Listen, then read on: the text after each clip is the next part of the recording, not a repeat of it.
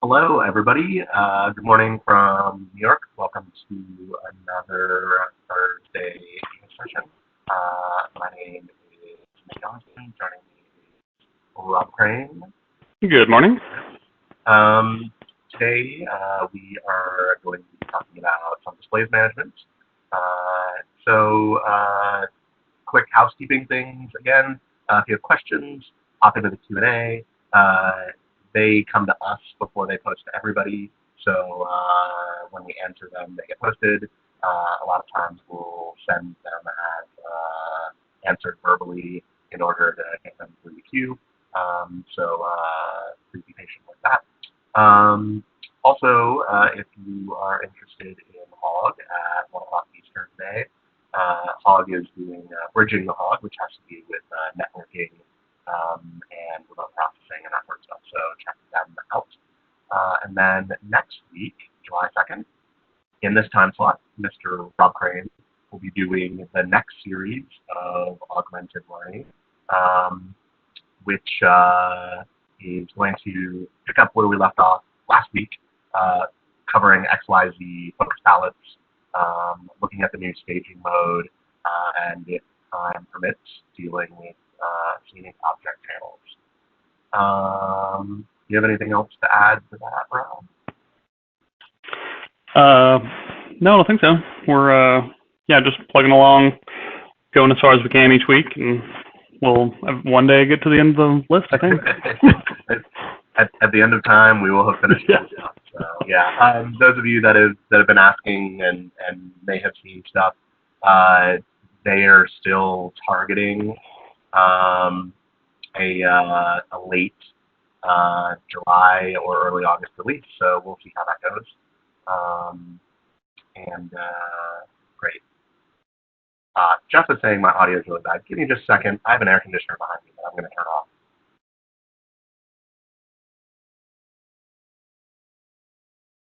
Hopefully that's better. Sorry, everybody. So for today, many of you know that we have our workshop going on for our dealers and reps this week.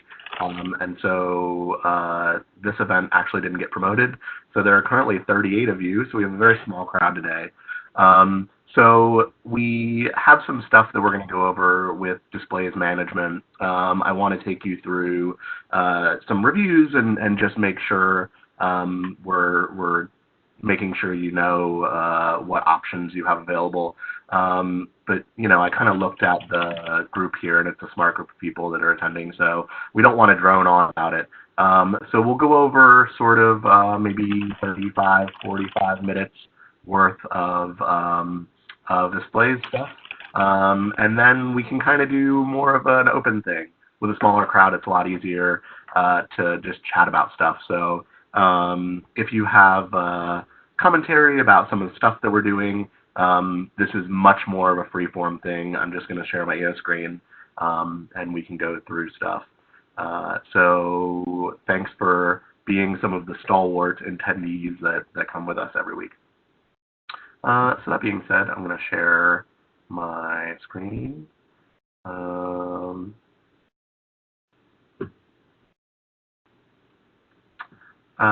Great. And Rob, I can't see questions, so if anything pops up, just give me a shout. Sure thing. So I just wanted to do a quick overview to remind you of some of the fundamentals of how EOS deals with its displays. You know, it's a tab-based system. We've got a bunch of different tools that can help you. So I just want to touch those again and make sure that we're not skipping over everything. And I'm going to try and cover a few tidbits as we go through. Rob's going to pepper in some ideas. If you have thoughts or shortcuts, feel free to contribute those in the Q&A section, and we'll shout them out. Let's see here. Really quickly, again, EOS family is a tab-based display system, so we care a lot about focus, and I think when we talk about displays management, managing where your focus is important. Your keypad is locked to whatever display is in gold. And so that can be really, really useful if you manage the focus of your displays. We'll kind of see that as we go forward, but it's just sort of a fundamental thing that doesn't really get talked about very often. You know, my philosophy behind managing EOS displays is that less is more. I think some of you have probably heard me talk about this before, where there are a lot of displays in EOS, and they continue to grow as we grow the feature sets.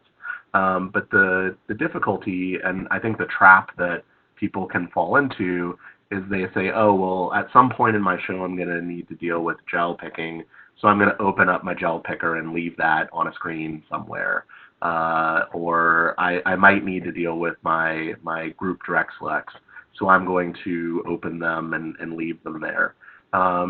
So I think that the ideal thing, and something, you know, and I know Rob has discussed this, I know I've discussed it with a few of you that I see on here, but you're always kind of fighting a balance between what is enough information and what is too much information on your displays. And I don't think displays management is something that's ever finished, right? I have certainly, in the 15 years I've been in EOS, not ever been like, yep, I've got all the tools that I need, snapshots are done, I can finish. So production by production, you know, I do a lot of trade show files, like, you know, those things evolve constantly, and I think that that's okay. But it is important to kind of think about task-driven displays. What do you need to do in a moment in production? And what are the general tools that encompass that? Because I think that will allow you to quickly slip into a task and then pop back out.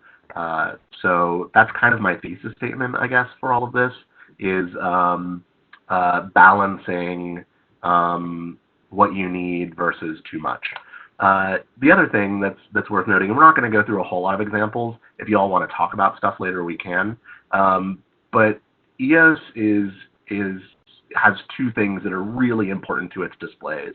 The first is color. Certainly in live channel display, which we're looking at now, but other locations as well.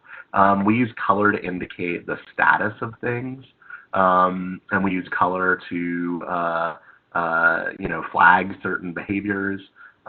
So I think being very familiar with the color nomenclature in EOS, as well as the symbolic nomenclature, right? All the things that show up around a channel, perhaps, all the things that show up in your PSD.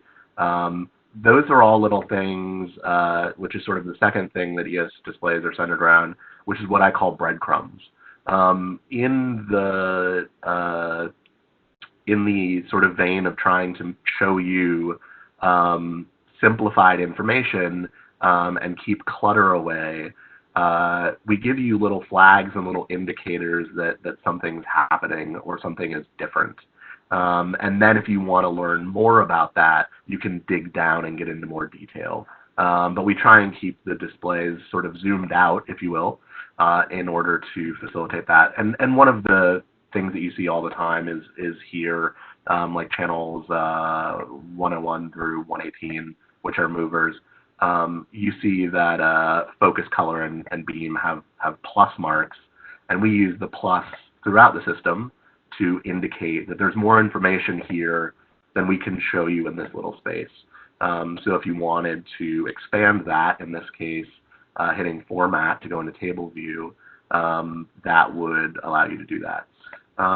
So getting comfortable with those things, having that stuff, that vernacular, that language, in what I call your lizard brain, right? The part of your brain where you just react, you don't have to think, I think is pretty fundamental to being efficient in EOS displays. Did you have anything to add to that, Rob? Any thoughts? No, just like the easiest example that popped into my head was going between live and blind, like the colors there, which kind of ties together everything you just said. Like it's a quick visual to show you, hey, you're in blind. Not that it prevents us 100% of the time from doing things in blind when we think we're in live, of course. But it's that sort of, in your lizard brain, you have to, oh, I'm in blind, without seeing the word blind anywhere. Yeah, good call. And then just to add on quickly to your statement about show files evolving over time. So right before we started the session, I'd opened up a show file that I was like, oh, this might be a good example, and it was from a show I programmed 2 years ago. And as soon as I opened it up, I was like, oh, this is garbage. What was I thinking? So that's just an example for me of how my thought process, what I want to look at, how I organize things, has changed over the last 2 years. So that's certainly something that evolves over time. And I think that's true of programming in general, but certainly of displays, is it's going to evolve a little bit at a time. You're not going to learn macros and all of a sudden write every macro you need and, okay, I never need a macro again. It's just something that you're constantly evolving and changing. And once you embrace that, I think it becomes a lot less daunting to create the perfect show file, which doesn't exist, of course. It's, you can make it the best you can for the show you're working on today. And maybe in a year, the best you can, your best is better or it's different. But yeah, it's always evolving. Yeah, and I think we've talked about this in sessions before, which is that, something, again, like I talk about this with when folks are learning magic sheets, which is like, the first time you use a magic sheet, you don't really know the tools very well, and things like you realize all the stuff that you could have done when you're in the heat of battle, when you're programming. But then you go maybe the other way with it in the next production, where you spend so much time in pre-production getting everything exactly how you wanted it, and then you don't use half the stuff. And so it balances back and forth, I think. So yeah, I think just being comfortable with those tools, or the display iconography of the system is really important, and not having to hunt for stuff is sort of generally the thesis statement, right? The what we want to talk about. How can I get the information that I need as quickly as possible without having to scan for it or dig for it?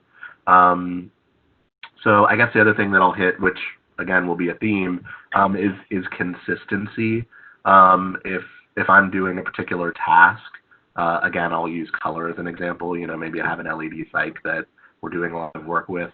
I want to be sort of like reaching for that button as the designer's calling out something. So having stuff predictably located in the same space is a small thing that you can do to increase your speed, not having to look at which monitor something popped up on, or where that maybe that magic sheet or that direct select is. Those are all things that if you can organize your tool sets across your task-driven displays in a way that things are predictably laid out, it's going to make you faster. And that's really what all of this is all about, is you can get to all this information anytime you want, but this is about shaving off seconds. So cool. So tabs are something that we're familiar with. I don't have multiple displays to share for WebEx, so we're going to try and do our best on a single display. But obviously the other thing is when you're dealing with multiple displays, having tabs and spaces to work across multiple displays, and how do you manage that? One of the things that I've actually, I guess, been spoiled with for a long time is I usually have a desk to walk up to and to do some work on. And being in the state that we're in right now, where we're away from hardware more, I've found workspaces a lot more useful. So, certainly on Nomad workspaces, these are virtual monitors. right? So every monitor in your system will have these, but these are great quick ways to set up 2 or 3 different things and have quick access to them. So if you're bouncing around between things, and I think we'll probably have a discussion about this a little bit later on, but snapshots, using those to rearrange your screens versus workspaces, if you're going to 2 or 3 predictable places pretty regularly, these workspaces, I think, are really, really useful for that. Do you tend to use workspaces more or less? I'm always curious on people's sort of uptake on workspaces, whether they love them or don't use them, or... Yeah, so the way I work, and this is obviously not correct or the only way, but it is my way. So I start with snapshots because I can bring those from show to show really easily, and I'm really comfortable with them. But then if I need to do something temporarily, if I'm like, okay, I'm in this snapshot that I've perfected for this moment, but now I need a color picker for just a moment, I'll jump to a second workspace, open a color picker, do what I'm doing, and then I can click back to my workspace. Because I always think, oh, I just need this once. So if I make a new snapshot or something, and then I go back, inevitably I have to go back to that color picker a second later, even though I thought I was done. So I find that really helpful for workspaces. That's how I tend to use them. I know there's is it tab up and down that shifts all our workspaces together. It's a shortcut, so you can shift all your screens into workspace 2 very quickly. I tend not to work that way. I would do that with a snapshot. That's not to say it's right or wrong.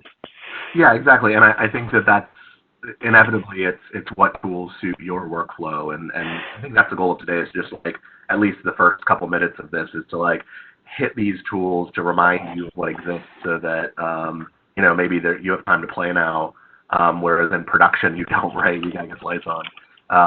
So yeah, I think that the way that you use these tools and the combination in which you use them, your mileage will vary. But the shift tab thing is interesting, because holding shift, holding tab and hitting the, you're wrong. Oh, I think this got broken, right? This is still broken. It used to be that shift, tab and up arrow, down arrow would move all your workspaces. I think that got broken. I think you have to have content in them. Like if they're empty, it won't do anything. Yeah, so let's put a magic sheet there. Sure. Yeah, you're right. That was a good change. So it will skip workspaces that don't have any content in them. But this is useful, and I've seen a few people deploy this where they will have a snapshot, for example, that brings them into a bunch of different spaces, and then tab, up arrow, down arrow will allow you to move multiple screens at the same time through, again, task-driven things. Maybe you have a channel in a queue list, and then you need to pop over to coloring groups. That's a quick way to go back and forth between those spaces. So workspaces are a thing. Again, I just think of them as virtual monitors. Regardless of which workspace you're in, you can do all the same configuration as each of them. So the tools that we'll talk about are certainly there. Something that is really useful in your monitor config area, obviously, are your split screens. We have several options, but right now we give you no more than 4 frames per monitor.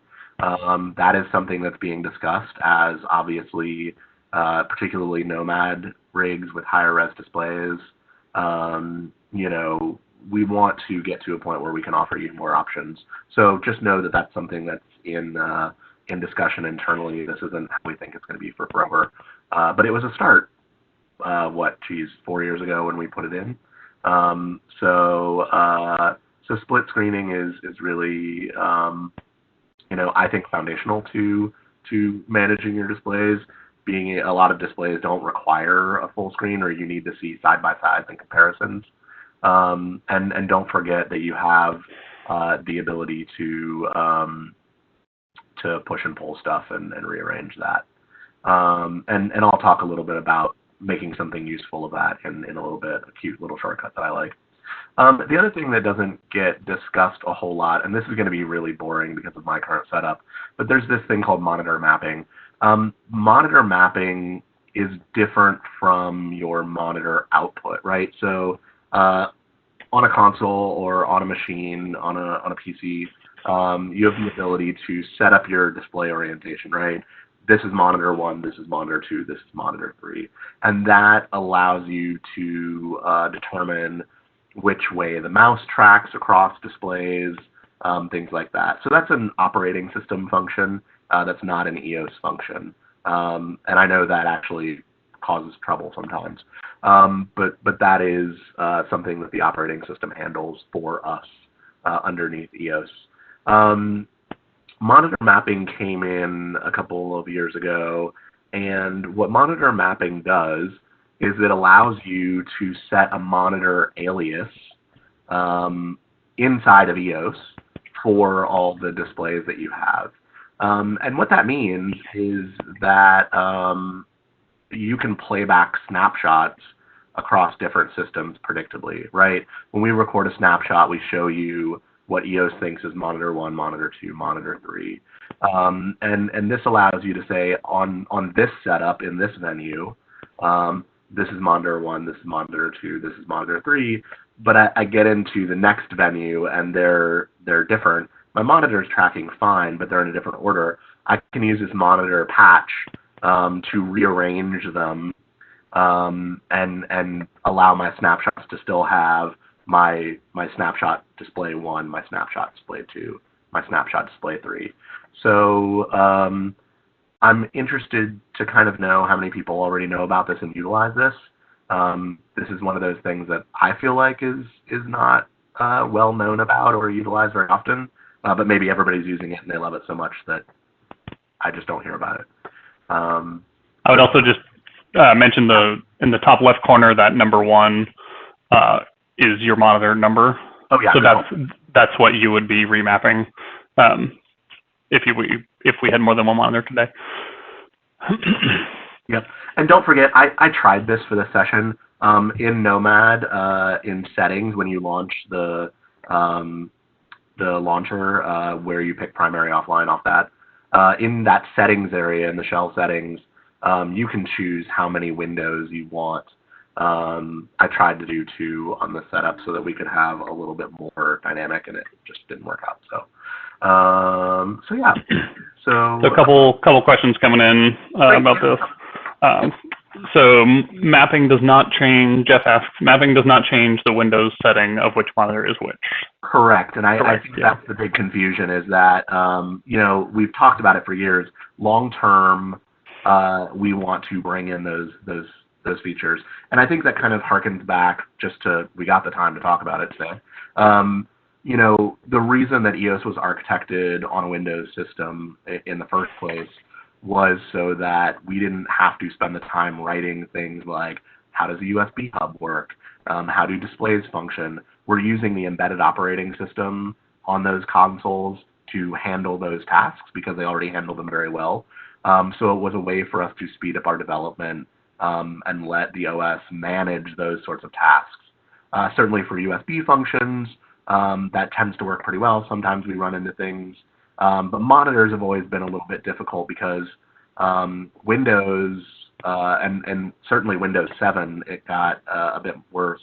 Whatever electrons reach the motherboard on boot up first is what's monitor 1 that day. And so if you don't unplug a system and restart it, generally your monitors are mapped the same, but not always.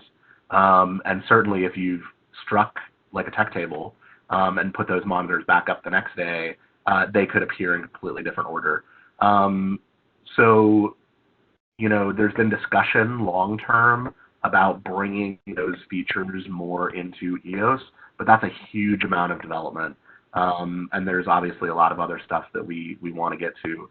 So this was sort of the compromise when it was put in a little while ago, which is to say, in your environment, in EOS software, you can control where we map snapshots, basically, because that was sort of the key issue.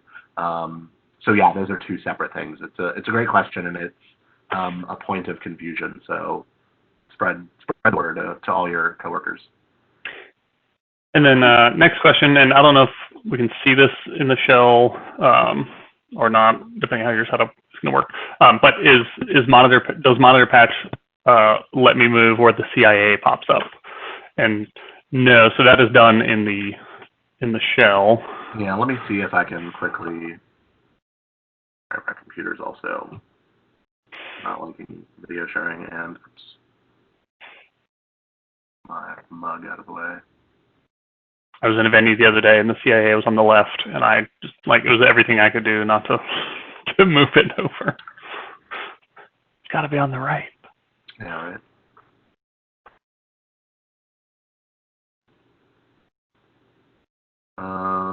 So when my thing comes back, yep. So in settings, a couple of things that are useful, just from a Nomad setup, full screen offline editor. Does it eat your whole screen up and allow you to not move those windows, or does it allow you to keep them windowed? That's your preference and based on what setup you're on. Again, offline editor windows, we allow you to have up to 6 windows. So this is really great for building up some base snapshots. When we just touch on snapshots, we'll talk about and a couple of ideas for multiple monitor setups across different settings. So that's really useful there. But when you're in, oh, interesting. Yeah, so it won't let you do it on Nomad. But basically, we put your CIA wherever your primary monitor is. So you would need to go to your Windows or Mac settings and choose which monitor is primary, and that would allow the CIA to pop up there. On a console, your monitor arrangement, it allows you to pick which display is primary. And I believe that consoles with internal displays, we don't let you move that CIA. Correct. Yeah, it's locked. Exactly, because the whole point of the CIA is it's a soft extension of your programming surface. So we always want that to be within range of your keypad. So that's an intentional choice. Did anything else come in about the shell before we? No. Okay, great. Other questions before we move on, or? Just one more about frames. A couple comments about, yes, please have more than 4 frames. Yes. But this one asks, has there been discussion of being able to resize frames asymmetrically?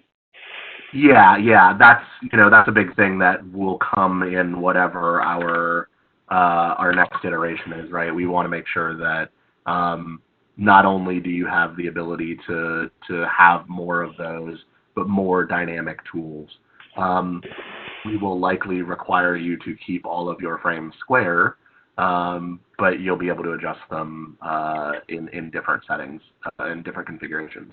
None of that's written yet, so if you have great ideas or user interfaces that you particularly like, we're always happy to look at suggestions, right? We don't pretend to have all the answers, so throw some stuff our way and we'll look into it and see what sticks. Cool.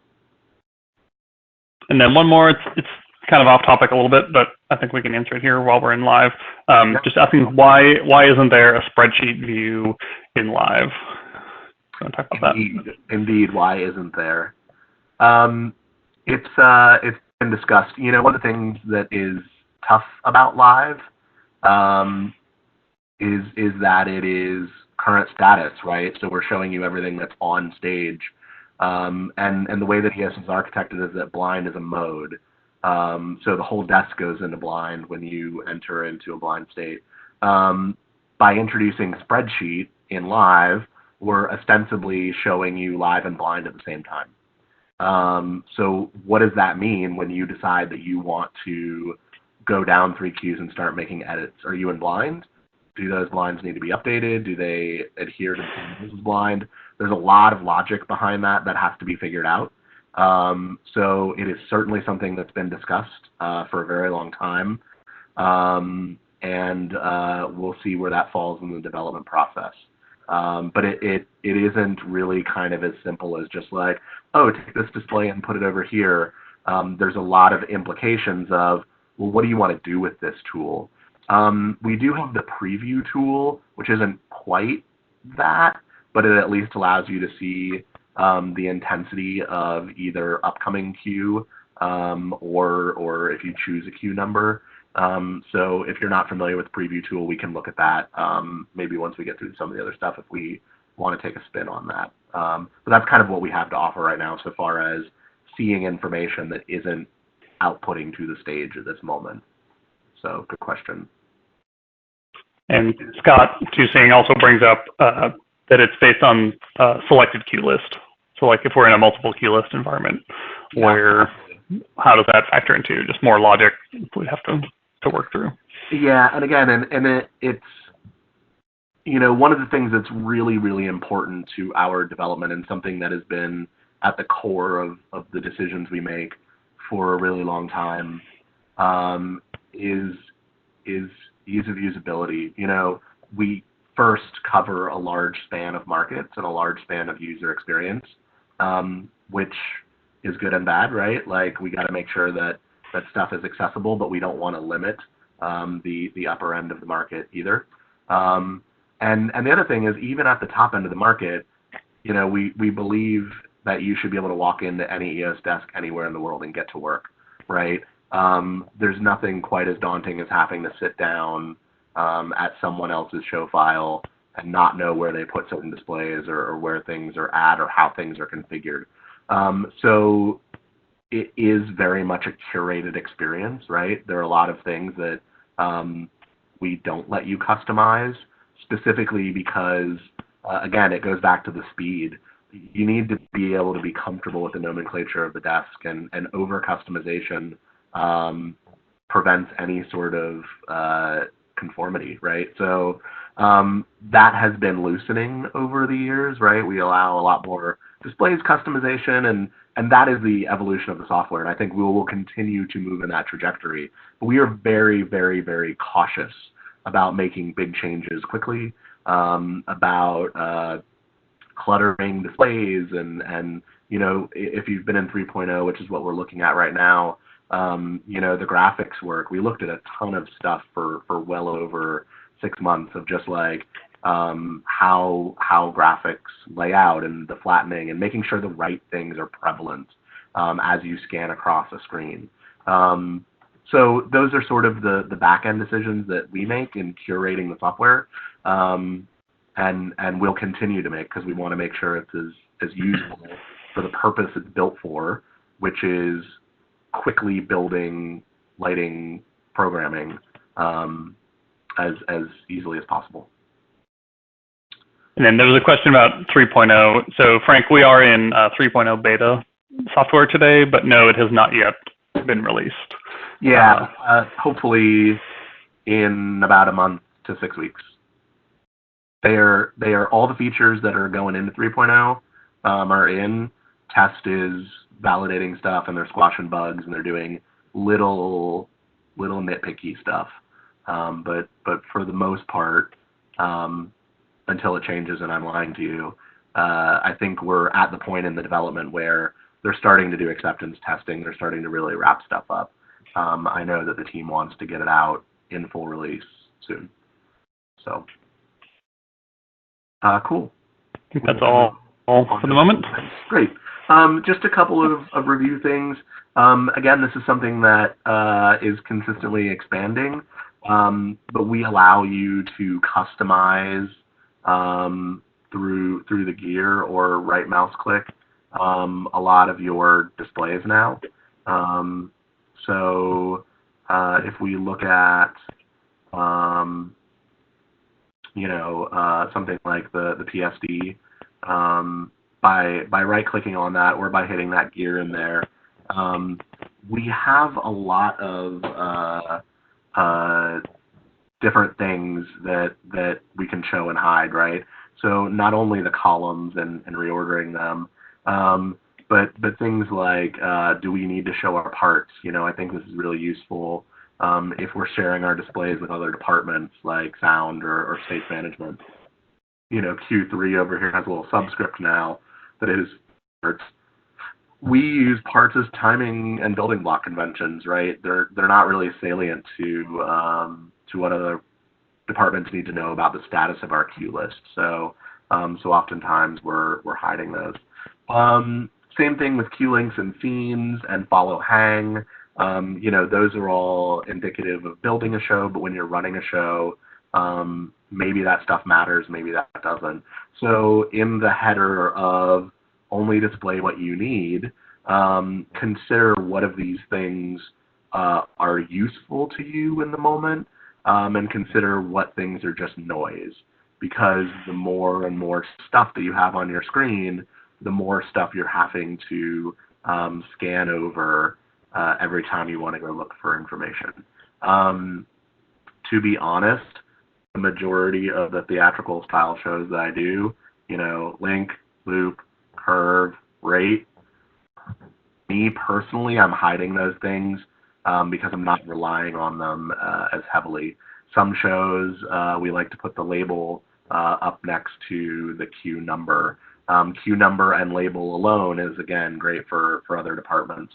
So think about what you need. What are things that actually need to be displayed here? So that's that. You can adjust columns. Again, as more and more displays get this functionality, we're rewriting displays from the original code base, so this isn't everywhere, but we're moving through it as we can touch it. The other thing that's kind of nice to know is there's a lot of links between your playback status display or your queue list and your live summary display. The first of which is that any changes you make to the layout of tab 2, your main PSD, if you have in your live summary your target status bar shown, the things that you do when you hide or adjust columns are actually going to be represented down there. So I'll just split screen this really quick so it's a little bit easier to maybe see. So, if I grab my timing columns and shrink those down, my mouse is giving me all sorts of trouble with that. There we go. You can see that's happening in that display. So that's just useful to know. If you need different information in your PSD versus what's showing up in this ribbon, if you're using this ribbon, consider opening a second PSD tab and having that be a custom display and allowing this to mirror in here. Again, for sort of the sake of real estate, I might hide this list this view while I'm programming, but for playback, for my operator, it may be useful to have some information of what's currently on stage and where my command line is pointed. So know that there's a tie. The other tie that's in here that's really important is the break link to live and blind. Whenever you hit the live key, we obviously pull focus to tab 1 or the last live tab that you had in focus if you have multiple live tabs open.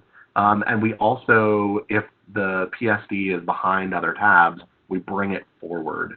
And that ensures that you can quickly get back to a predictable location. Sometimes this is a pain, especially if you get into minimal monitor situations. Your queue list isn't important because you're busking, right? So we allow you to break that link, which, if this is checked, says anytime I hit live, if my PSD is buried behind other stuff, leave it there. Don't force it forward. So I think that's a pretty useful thing. So I want to just quickly cover some of the customizations that are for live. You've got mostly display stuff here, right? Do you want to see that target status bar? Should multi-cell channels wrap?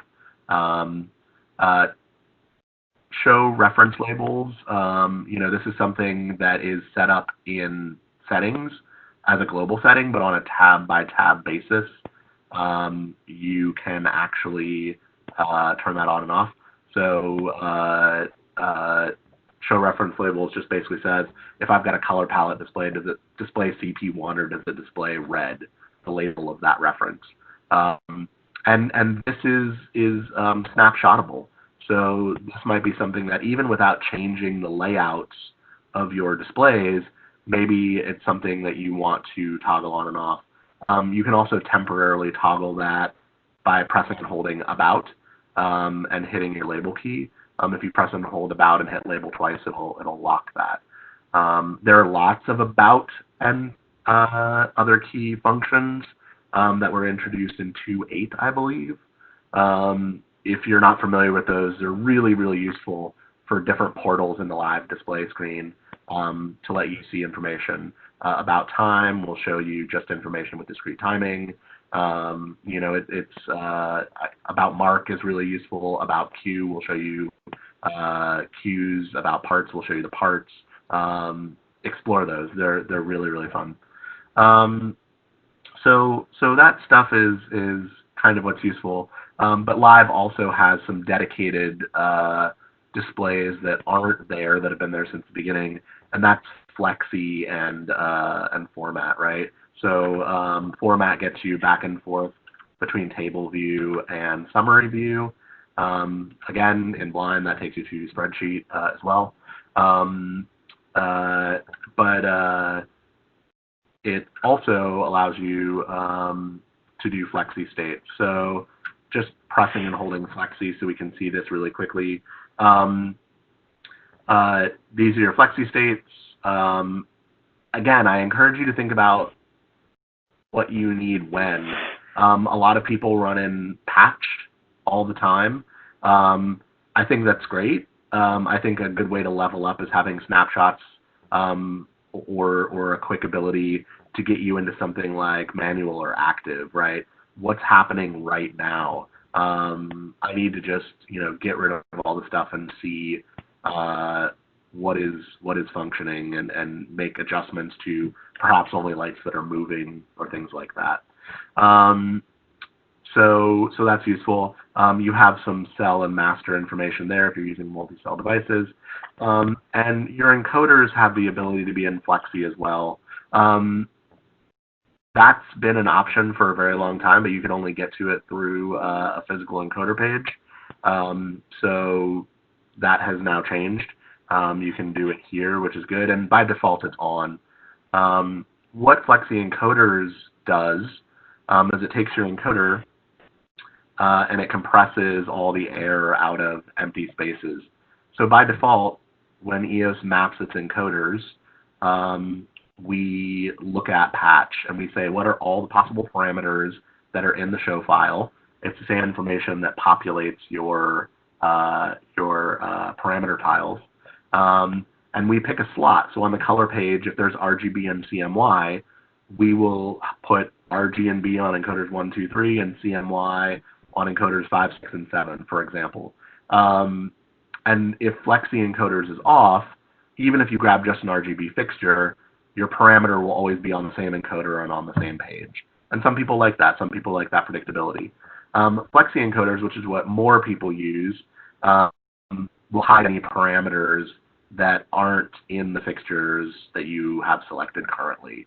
So it compresses that set down with a little bit of rules in it, right? RGB, for example, we're going to always keep those together, and we may leave an empty encoder before other color parameters.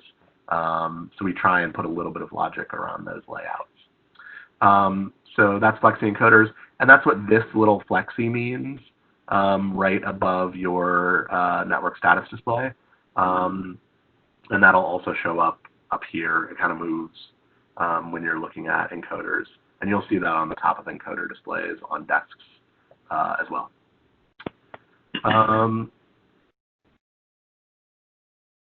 While we're there, Nick, and I don't know if this is going out of your order, but do you want to show showing or hiding parameters with the data key? That is my next thing. That's awesome. Okay, great. Yeah, perfect. And I recorded a little snapshot for this guy. So in the task-driven world, I built a quick little snapshot for shutters, right? What's great about your data key, right? So if you look at a face panel, you have this data key, right? So that's there. This is a press and hold button, and basically, and I'm going to use my keyboard to do this instead of blocking the view. But if you press and hold it, this is really boring.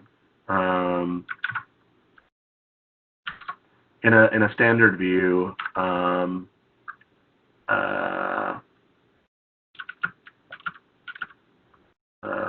get into in a standard view, if I were to say 31 color palette, 9001, pressing and holding data will just show you the information that's underneath references, right? That's kind of what it was put in there for as a toggle. If you happen to have your CIA open, what you'll also notice on a clear command line is that pressing and holding data highlights all of your parameters, right? Again, these are all the parameters on a clear command line that are in your show file. And with data held, you can deselect some of these things. So if I, for whatever reason, don't want to see lime or green or amber, you know, I can suppress those. This is useful. I know people that hide their motor speeds because they don't use them. Other parameters that they're not using, they'll just go at the top of the day and hide those things and just leave those off for the rest of the show. That's perfectly acceptable. But what I think is useful is that state is saved in a live display snapshot. So when you're recording a snapshot that includes a live display, it allows you to remember what's being viewed. So again, my goofy example of a quick little shutter thing, I put a direct select down here that has some of my shutter tools already paged there. I have a magic sheet with some things that are maybe shutter tools. I just built this in 5 minutes. It doesn't actually do anything. And then up here I have a display for my live channel, which is only showing my manual channels. And I could have that be manual, I could have that be selected, but the idea is that if I grab a channel and put it at full, what I hid was everything in focus except for pan tilt, so all my XYZ is gone. I suppressed color, so I can see if it has color palette or something, but it's hidden. And then in beam, the only things that I kept visible were my edge and my zoom and all of my shutter controls. So for me, this would be a really good task thing of like, oh, we're going to be fiddly with some shutters. Great, hit that snapshot. And this allows me to quickly just, again, minimize the noise, really focus on what I'm doing.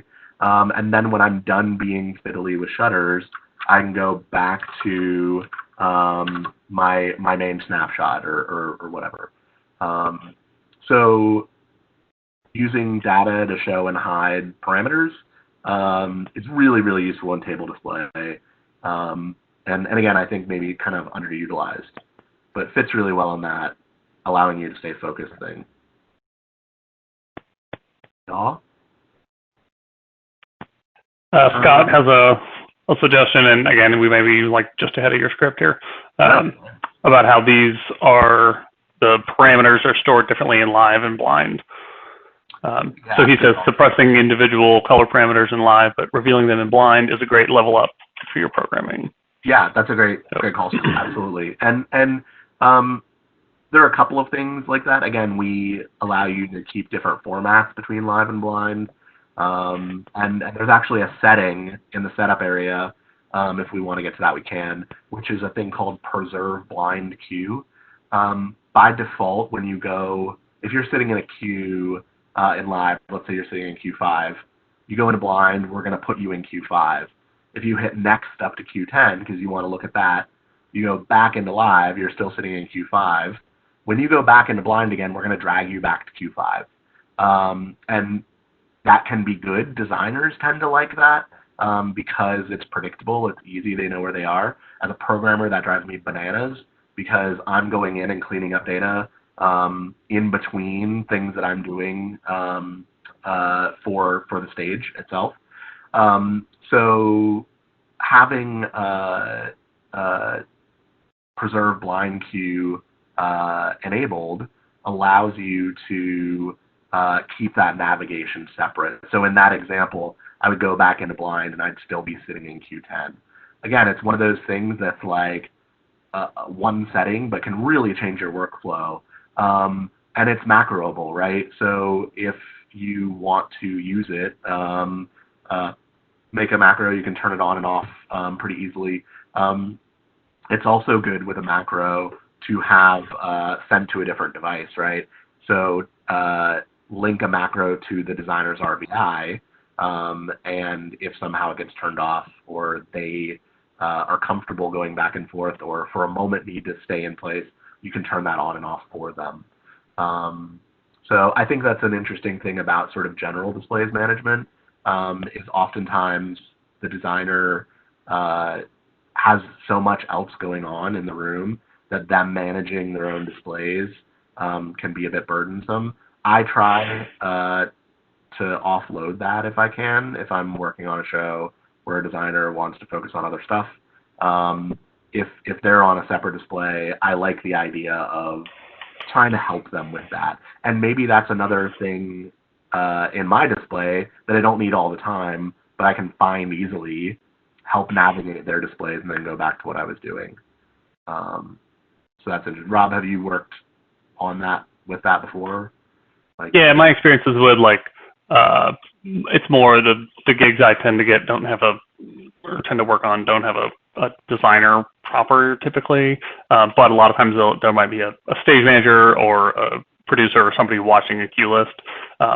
So I always have a snapshot that fires on that device it's like the fix my displays button, like, and sometimes it just gets off, the queue list doesn't track, or they've hit something, and inevitably it's someone who's not a lighting person, probably not a programmer, certainly, and they're just like, it's off, and I'm like, as soon as they say anything like that, I know to just hit that macro, and they're like, okay, thanks.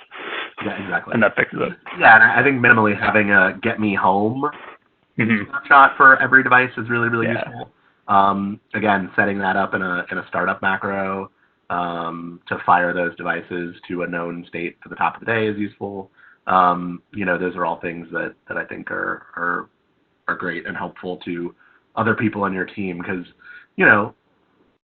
one of the things that can be good about being a programmer and knowing more than everybody else about the desk is sort of the job security of it, right? Like, you can help people undo their issues as well.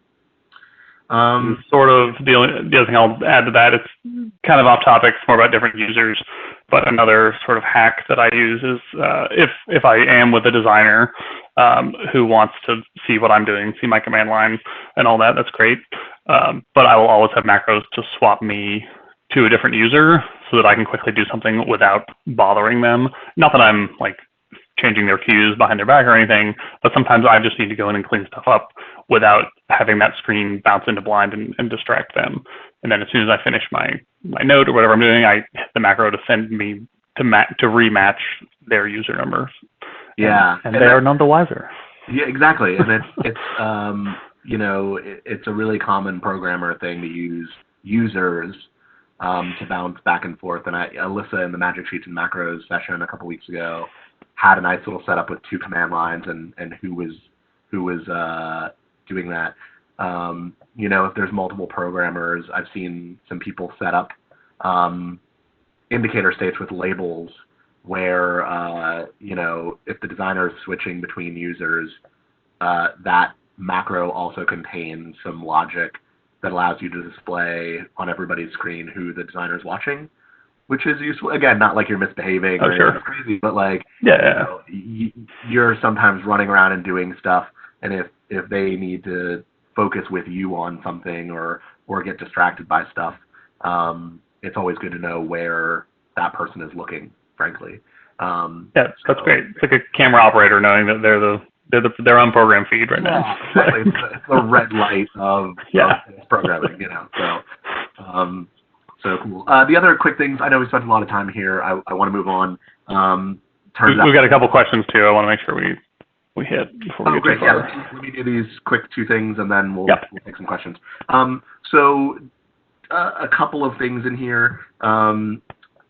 Scroll lock is really, really, really useful.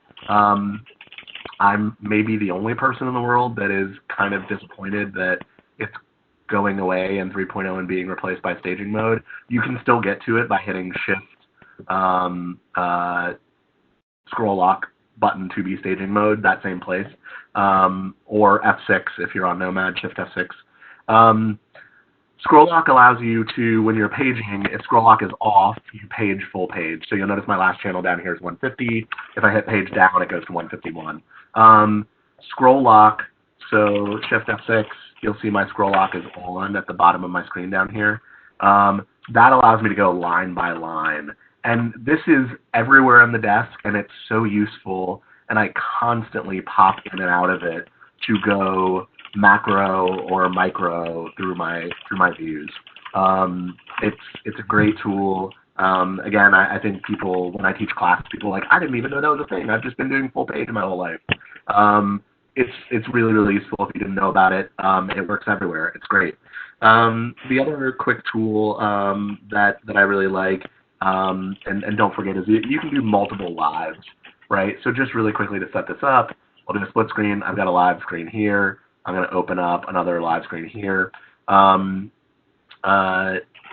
This is something that allows us to see what's going on in two different ways.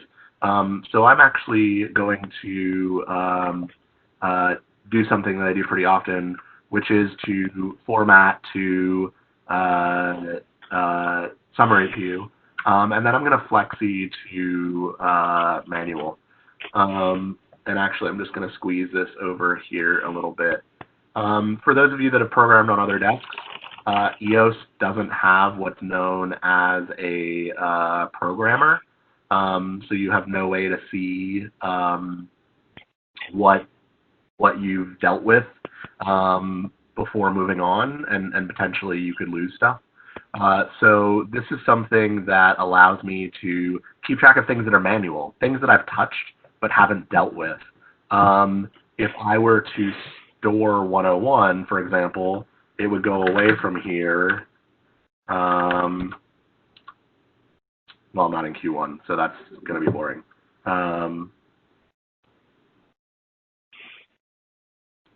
Why don't we just sneak this?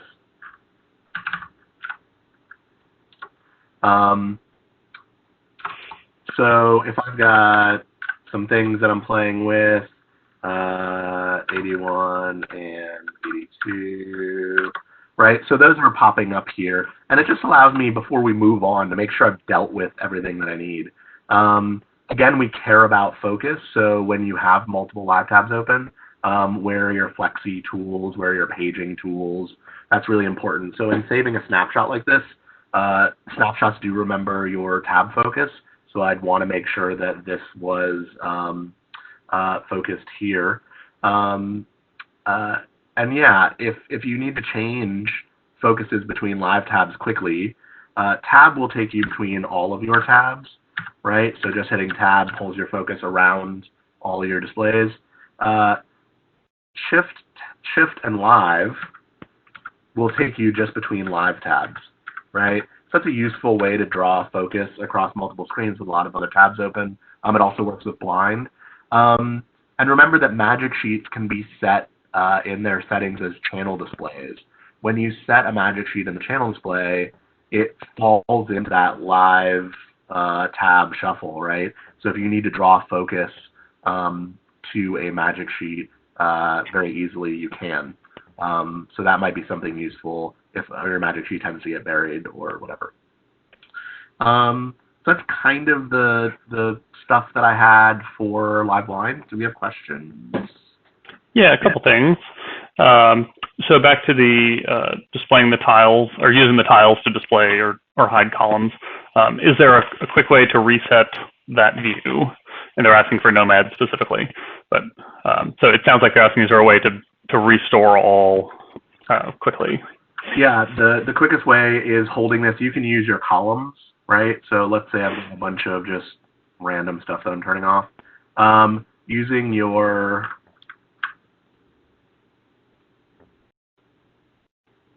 well, this is doing not what I expected it to do. Yeah, I would expect that to work. Yeah, so that gets us into the super summary view. I wonder if that's a 3.0 thing. Yeah, I don't know whether this is a bug or a feature, honestly. That's the most exciting thing. So I can jump into 2.9 and look at that real quick. Great. Yeah, sort of what used to happen and what I would expect to happen is that using the category would allow you to get to turn all of them on or all of them off. What it's doing is getting us into what I thought was a dead display, which is this sort of super summary view. This display was original to the desk 100 years ago. We found that for the density that it gained you, a lot of people weren't really using it. But it basically moves your IFCB, intensity, focus, color, beam, into a more compact view, which is intensity still up here, and then it's focus, color, beam down below. So you just get indicators of what's moving, what's marking. So it's a bit of a density issue. So I'm actually surprised to see that. It's a good question. So I guess right now, no. But perhaps one of the things that I will do is set a base snapshot with everything exactly the way that I want it as normal. So you might consider, to get back to this quickly, recording a snapshot that has all of them enabled. And we will talk about that with development. So what's your verdict there, Rob? Yeah, in 2.9, it's just hiding or restoring the whole column, which I think is what is happening here too.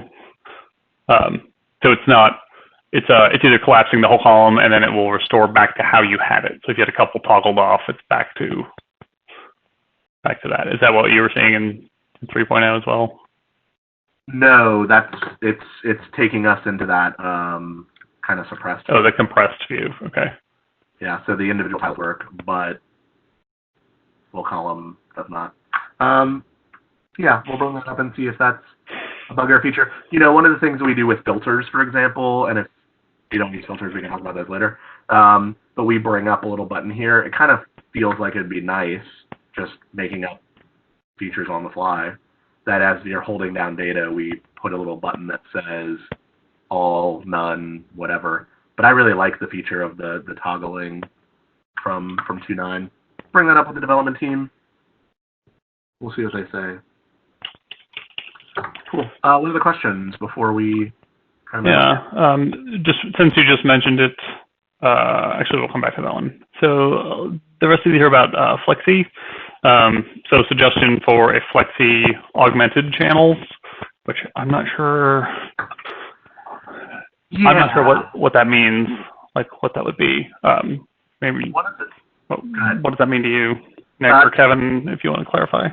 Yeah, to me, I'll talk while maybe Kevin is clarifying. One of the things we've been talking about for a long time is Flexi and Magic Sheets. And what does that mean, right? Like, is that going to be, does it hide stuff? Does it gray stuff? Like, again, it's a bit of a rabbit hole of what does the feature set look like if we were to apply something like Flexi to a Magic Sheet. We are also having those conversations about augmented, and I bet that those rule sets will be the same, right? Whatever we decide for one will probably apply to the other. So yes, those are discussions that are being had, and it's something we need to get to. And I don't know the development time on that, but being discussed. Yeah. And then there was a question, sorry, I'm answering in the chat here. There was a question about There's one more Flexi one. When you're in Flexi Active, shielded subs always show up even if they're at 0. Is there a way to change that? There currently isn't a way to change that. They are technically active channels because they are held by a playback. So the rule is appropriately applied, but I understand your intent. If you haven't posted it to the forums already or seen it on the forums, feel free to send me an email when you get a chance, and I'll certainly bring it up. The rules are applied properly, I believe. It's just a matter of, is there another way to do that, right? I will say long term, since it hasn't come up already, we want to be able to give you custom flexes. Right now we have one flexi custom view that you can do, but there's only one. We want flexi long term, again, when we get to it, to be a lot smarter, to have a lot more options, and allow you to create your own flexi sets. That's in the future, but it is on the list, as we often say. And then a couple suggestions here. You could use Flexi and Augmented. Oh, sorry, let me say this one first. Kevin clarified, if you're programming offline, as far as what a Flexi Augmented channels might look like. If you're programming offline without any addresses, but you have an augmented model, it would be useful to see channels with augmented data only. So assuming like positional data, so yeah, channels that are in your model. Yeah, that makes sense to me. Yeah, it makes sense to me too. And then another suggestion from Steve, that you could use Flexi in Augmented to cycle between which lights are using stick beams or labels, for example. And that's an interesting kind of circular logic there, because which might work, because those are already based on Flexi states. But if you're saying you want one to follow those, like that's interesting. Yeah, and I also think, again, at the end of the day, you know, we could. I agree with you. You know, it's a little bit of you know, like self-recycling in that those are derived from Flexi and such. I think having custom Flexi sets will allow you to inevitably, and logic, right? You know, the idea that like, I don't know if I'm going to explain this well, but like as query is to channels, right, where it gives you a specific channel selection based on the condition of that light, perhaps those sorts of intelligence options could be applied to a Flexi state as well, right? If a channel matches this function, which is what Flexi does now, then display it. So yeah. But if you have ideas, again, my inbox is always open. My response time for non-critical stuff, it varies. But definitely the forums are a great place to post that as well. And there's in fact a whole section for 3.0 for feature requests. So post it there. And then just a couple more. We can talk about this one a little off topic, but we mentioned it. So when 3.0 is released, is there going to be a new keycap program like there was for previous button changes? You'd mentioned the scroll lock button is going to be replaced with the new stage key.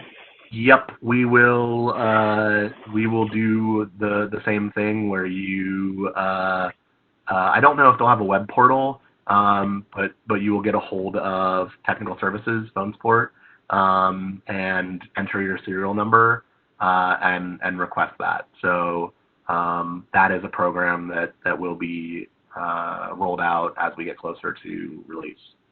So yes, there will be a keycap program. We can't go through software versions without changing keycaps, so you know, it's always fun. And then last one here, and you may be getting to this later, but just do you have any suggestions on minimizing snapshot lag? Like, do they want to talk about that? We didn't hit on that with versus workspaces, but we could talk about that now maybe. Yeah. Why don't we hit that at the end so that we can make it a longer discussion? I've got just a few more tools to go through, so. Why don't we move on? Great, sounds good. So really quickly, I've just got, again, I didn't want to drone on. A lot of this will be personal preference, so I just want to make sure you're comfortable with the tools as they exist, and then you can play and come up with what you want. A couple of frame management things once you're in a framed environment that I think are important to note and to pay attention to. You'll notice in frames, every frame has its own gear, which will allow you access to not only configure the on-top tab in that frame, but also configure the frame itself. And the gear will turn gold if a specific setting is enabled. And that setting is open new tabs in this frame. So if you're opening a new tab via a keyboard shortcut, right? So tab 12 or double hitting color palette or whatever, which we often do when we just need to get to one thing quickly, reference it, and then get out, right? We're not building a snapshot for just that. Just need to pop it open. Making a decision about where this opens is key in two facets. First, making sure the frame is the proper size. I see it pretty commonly where people will do something small like this frame, maybe to have a direct select or a magic sheet or something that's just like a menu. And if that's set up to receive new frames or new tabs, it's going to be impossible to read. So putting it in a frame where it's of a useful size is important. Further, you don't want it blocking what you're trying to work on, right? So having it appear next to something as opposed to over top something is useful, and having new tabs show up in the same place, again, for predictability. Be like, double hit color palette, where am I looking? I know that it's going to open in that location. This is snapshotable, right? So when you record a snapshot, it remembers which frame was set to receive new tabs. And so you can move it around if you want, but just know that in the order of speed, it helps you a lot to make a choice about where that frame is. Also useful is lock frame. And lock frame doesn't prevent you from adjusting things in that frame, right? The tabs will still be adjustable, and you can make all of the same adjustments you want. What lock frame does is it prevents other tabs from being dragged in when you're moving them around. So if I hit tab and use my right arrow key, and this is a really bad example. So if I use tab and move this tab around, it's never going to go into a locked frame. So that's just useful if you've set up the tabs that you need in a particular space and you never want anything else to show up there. You know, if you're dealing with direct selects or something, it may be useful if this tab is in a different location to say, okay, this is the only tab that's allowed in this space. So locking frames can be useful for that. There's a newer thing, and Rob and I were talking about this before. I can't remember whether it was 2.9 or 3.0. We've been in 3.0 development for such a long time. But I think this is particularly useful. There's a quick little reset columns button now. So any tab that's in the foreground of a frame, if it's got columns in it, this shows up, and it just resets the columns back to EOS default, your column spacing and things like that. It's a nice little thing to just sort of not, you know, it's the surgical knife, it's not the nuclear bomb, right? So I think that's just a nice little adder that showed up sometime, I think, since last LDI. So if you're unaware of that, it is fairly new. And then one of the other things that I use when we start kind of getting into snapshots, oftentimes when we're managing frames, again, we'll use our little guy here and we'll just set up however we want it to look, right? Whatever our frame layout is. And the intent here is to change the stuff that's populated here. But sometimes stuff moves, you know, these frames get adjusted and things start to wiggle and it gets gross. There is a tool which is up in your displays settings, which is called a single monitor snapshot. And this just really quickly records a snapshot that only has the monitor that you take it from stored. So what I like to do is find a blank workspace, set up my frames how I want them, and do some arrowy bits, whatever my setup is, and that's great. And then I'm going to do a single snapshot. So that's 889 because that's where the console decided to put it.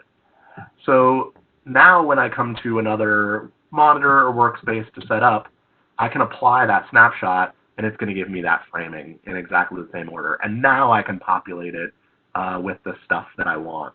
So I personally don't use single frame snapshots for much else other than this, but it's a quick hack to get a good template for your framing setup.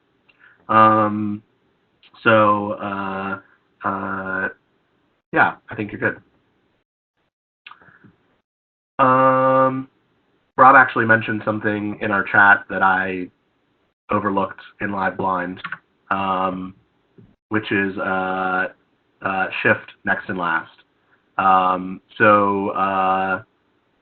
When you're in Live and Blind, shift page up, page down. When you're in Live and Blind, your page up, page down obviously are on your focused thing. But if you have live channels in focus, if you hit shift and hit your page up and page down, it will always scroll your queue list. So this is a great little thing to quickly know that you can do to pop up and down. It does respect your scroll lock setting at that moment. So again, you were seeing me do individual line by line. If I were to turn off scroll lock and do that, it goes full page by full page. So there you go. A couple of things for, I'm going to just review some quick tools and snapshots. Do we have anything that we should talk about before that? Nope. I think we can go into that. Great. So again, mostly on the reminders front and some ideas to help you think about how you can set stuff up. Snapshots are great for not just populating whole monitors, which is what I think a lot of people do, right? They have a snapshot. If they've got a 3-monitor setup, they will take them everywhere. But snapshots have a lot of granularity to them. So you can have just a single monitor change, or you can go down to a single frame, or you can go all the way down to a single tab. So one of the things, I set up a quick example, and I found a bug, which is always fun, right? So every time one of these snapshots fires, it's going to show me my encoder display, even though it was down when I recorded them. So, yay, bugs. So really quickly, I put a live channel display here. I've got some direct selects and color stuff. And then I left a little ribbon with some snapshots. And when I recorded these, the only thing that's recorded in the snapshot is this frame, right? So as you can see, each of these tabs is set to different configurations, different page locations. I've got a color picker set to the standard colors tab, and I've got a tint thing, right? So this is maybe me working with color between groups, color palettes, pickers, and tint. And what I set up here, which I should have labeled, are just changing, and you'll see that bug there. It just changes those tabs for me, which one is in focus, right? So this is a quick way to, if I were to be looking at maybe my color palette list here, I can open that in that frame, and then as I pop back and forth between these, it's not adjusting what's happening in any of my other frames.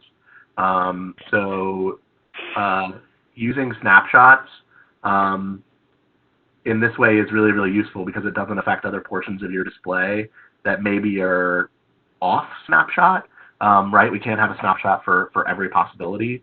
So focusing them in a more particular location is useful.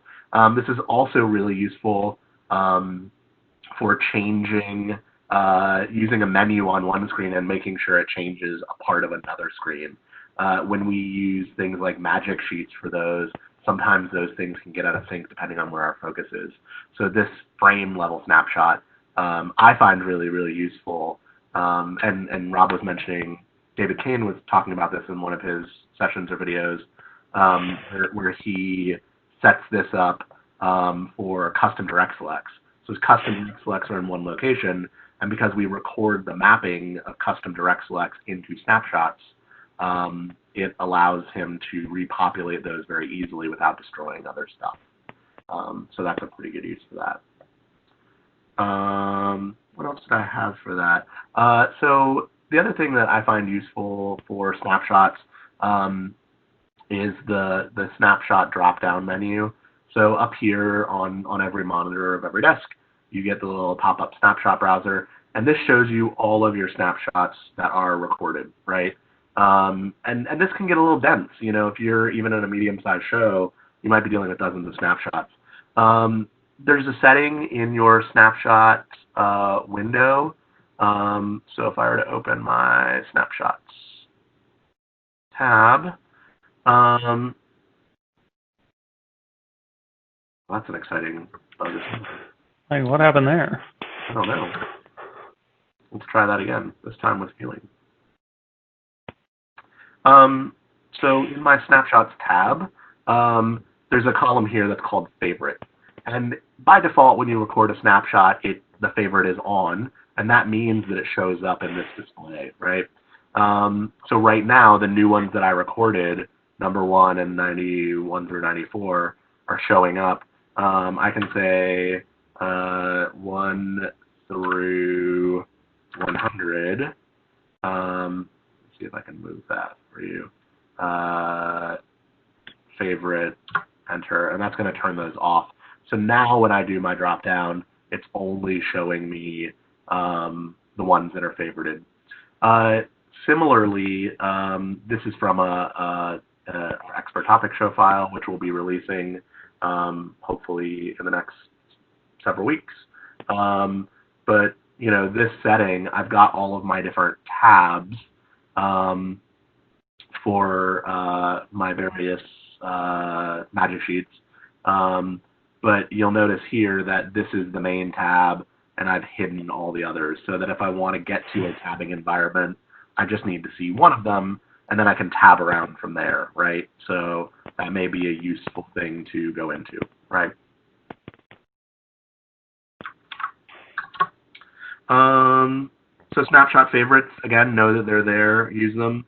And then don't forget with augmented, I'll go into record real quick.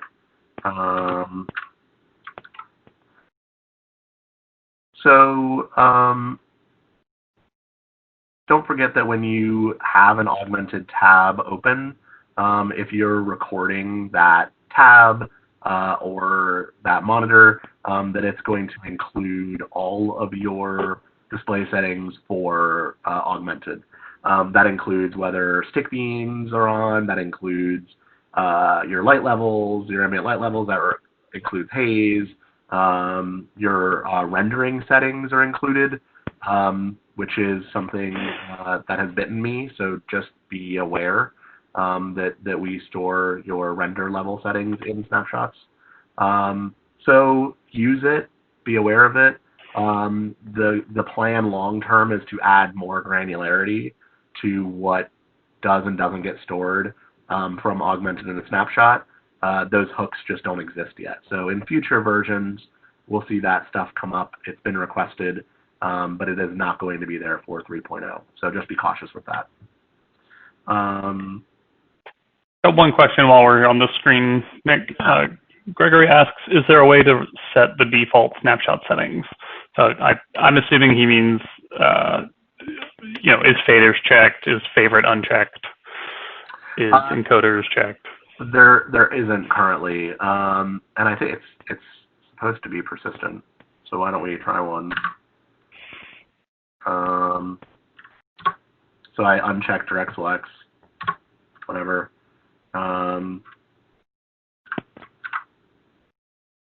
No, it's not persistent. Okay. Yeah, so there isn't. So yeah. I can look on that. Let me check 2.9 just to see if that's a 3.0 thing. I thought it was persistent previously, but that may not have been the case. Yeah, right now there's not any defaults for that, so it is what comes out of the desk. One of the things to kind of remember about how snapshots work, and I don't know that we say this anywhere officially, but snapshots are actually always recording everything, no matter what. When you check these boxes here, this determines what gets played back when you fire it. So you can always go back into that snapshot display list, and if you, for example, turn filters back on, whatever that filter state was when you recorded that snapshot will be available. So it's a bit different from other record targets in that we're always recording everything, and then we play back whatever is checked here. I think the only exception is visible workspaces versus all workspaces. I think if all workspaces is not selected, we don't record the other workspaces, and I don't think you can get that back. But I haven't tested that, so cool. It does work. It is also not persistent in 2.9, so okay. at least it is consistently yeah, not ideal. Yeah. Right. Again, I would say that shoot me an email or post to the forums. I understand the value of. I would think that being able to make it persistent would be useful, right? Set it once, and then the rest of the time you record snapshots, it does the same thing. So, those are command line. Sorry, those are command line settings. So I bet you can macrotize that if you wanted it to be more consistent. What's up? Just a question about augmented snapshots. Yeah. What happens if you record a snapshot on a Nomad system that has a rendering setting not supported by a console, like high or ultra, and then play it back on a console? I can tell you what happens right now. I don't know what's going to happen at release. Yeah, what does happen right now? Because I know it should happen. What happens now is it allows your console to be set to ultra. Yeah. Which it shouldn't, but that's what it does right now. Yeah, there you go. Yeah, the reason that we hide those two top tier settings from consoles is we know the capabilities of the hardware that we're putting on, right? So we know that that's going to get chewed up pretty quickly if you use those upper two settings, which is why about halfway through development those got suppressed on consoles. But there are clearly still holes in the boat. So yeah, I philosophically believe that render settings should never be recorded as part of a snapshot because that's so hardware specific. But my understanding is the way that Augmented is currently architected, there's no granularity to be had in the software for us to turn those things on and off. And that's something that they're going to be adding in future builds. So it's not a matter of us not wanting to do it. It just doesn't currently exist in the code. So yeah. And then Michael asks, for now, to keep the augmented settings out of your snapshots, do you need to close any augmented windows? Yeah, correct. Which isn't ideal, So yeah, I expect much like any other major features we've brought in the past, for those of you that have gone through it with us, those kind of sticky bits get worked out of the system over time. So we'll get the big bulk released in 3.0, and then those integration things will start to fall as we go into future versions of software. So it ain't ideal now, but we know that. We're always working and trying to prioritize timing to get stuff out the door. So good call. That's all I've got in the Q&A for the moment. Cool. Oh, geez, we're actually running close on time. I just want to go through a couple of little things. Again, you may or may not know. Consider when you're setting up your snapshots and you're setting up your work environments, whether you're going to be using keyboard input or touch input. I think that has a lot to do with how you configure a system. right? What things are you doing on the keypad versus what things are you doing on a touchscreen? So I just wrote that as a note for like something to think about. And then I'll leave this for discussion, but just the general workspaces versus snapshots, we can discuss that if we want later.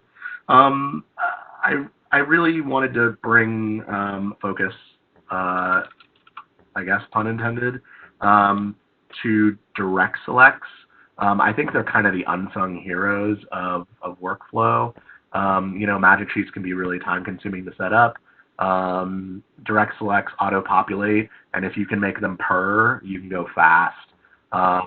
So I'll do this really quickly because we have videos for this stuff, but I just want to quickly review some of the tools.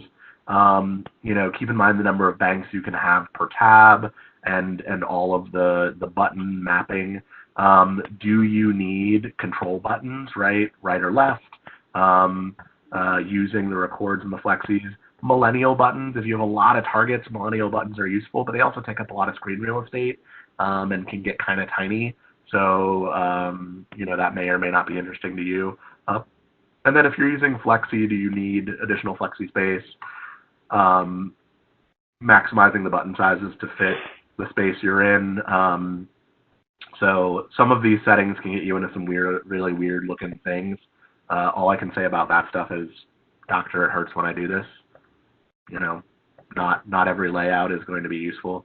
But this is where, in particular, these buttons that are in a lot of displays are useful. Set current as default. So I can set all my settings exactly how I want them, good to go. And then if I set this tab as the default, which is now tab 4, every time I open a direct select tab, it's going to take those settings and apply it. And of course, I can customize it from there, but this gives me a quick way to get exactly what I want up fast and easy. So keep that in mind. The other great thing is having custom direct selects. And again, there's plenty of documentation on this. If we have specific questions, we can go into them. Custom direct selects, we don't have a target for them, so they don't really exist anywhere other than snapshots. So if you want multiple custom direct select mappings, you need to utilize a snapshot. And as we kind of alluded to earlier, you need to think about how you would use a snapshot to do that. Do you want to just use a frame? Do you just want to use a tab? Consider that in your workflow. But that is the metric by which we store custom direct selects at this point. So keep that in mind. A couple of other things that are display relevant that I think are useful. Again, preserve blind queue and setup. Don't forget about your pop-up magic sheet. In this show file, we have our groups listed here, but I know a lot of people that use this pop-up magic sheet for some snapshots for quick navigation. I like that in a Nomad setup, again, because I'm limited on space, but I need to get to different places quickly, and that's 2 clicks away. Some more state-of-the-state control center stuff, maybe putting a house light fader on that magic sheet, maybe having show control macros, whatever you need up there. And then you can always change that magic sheet in your displays setup area. That's a per user setting. And there you go. Other things, again, show reference labels in setup is global, but you can adjust that on a per display basis, including in magic sheets. If you haven't played with this in a while, oh, totally the wrong tab. If you haven't played with this in a while, you do have a show reference labels here, and that's just going to change that setting for that single display. And then some other displays things, in-cell editing. It's a setting in setup that allows you, if you click in some of our displays, it allows you to change those settings. Sometimes it's good, sometimes it's bad. I'll use it when I'm using a mouse-driven environment. I'll turn it off when I'm using a touchscreen environment. It also isn't fully implemented. In-cell editing is not everywhere in the desk. It kind of goes in drips and drabs in places. It is a command line centric desk.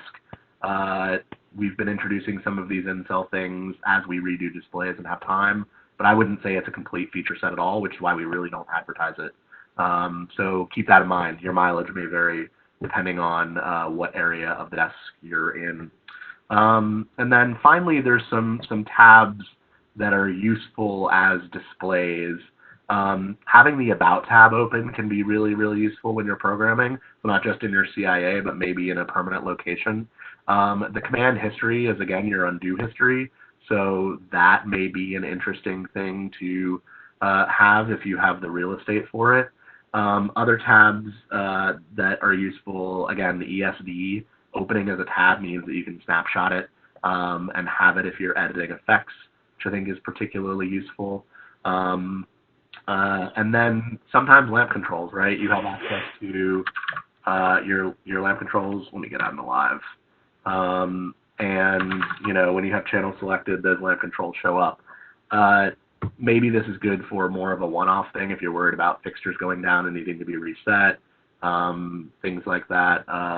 If you have somebody doing channel check or starting the rig up, this might be useful to have as part of a tab. The last one, which isn't available in our general displays, but because you are all super rad people, tab 99, if you don't know about it, is a Diagnostics tab. So press and hold tab, hit 99, that will open up Diagnostics. This shows you all of what goes into the log file, right? So this is a real event record of what the system is doing, what you are doing, what other users are doing. And where it's super, super useful is if you're troubleshooting OSC or show control, right? So you've got a couple of buttons over here that allow you to turn on incoming OSC or off, UDP, and the ability to show networking information as well. You can see I have a puck online as well as my console. So yeah, so those are some of the tools that I think can be helpful as other displays if you've got the real estate or if you have a snapshot that you want to bring those up in related to your skills or your programming. So that's the overview. I guess that took a little bit longer than I thought it was going to. What sort of questions do you all have? It can be displays related. It can be not displays related. Why don't we do? Yeah, we should definitely open the floor to kind of any questions at this point. I do have one question sitting here just about direct selects. Have vertical direct select banks ever been discussed? Vertical direct select banks, as in so they numerically go vertical as opposed to. I took it to mean when you open multiple banks, they would stack in columns as opposed to rows. Yeah. I think that's another thing that's the proverbial on the list. In that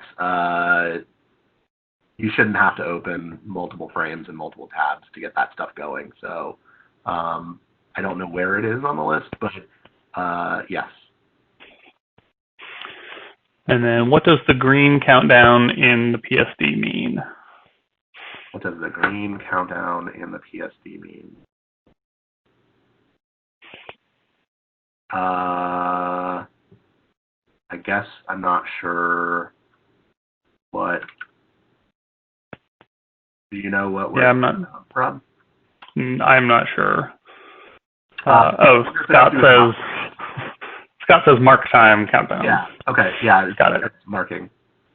I'm trying to see if there's any. Do you have any mark keys here? That might not do it. It's overlapping. We'll see. Yeah. So you should get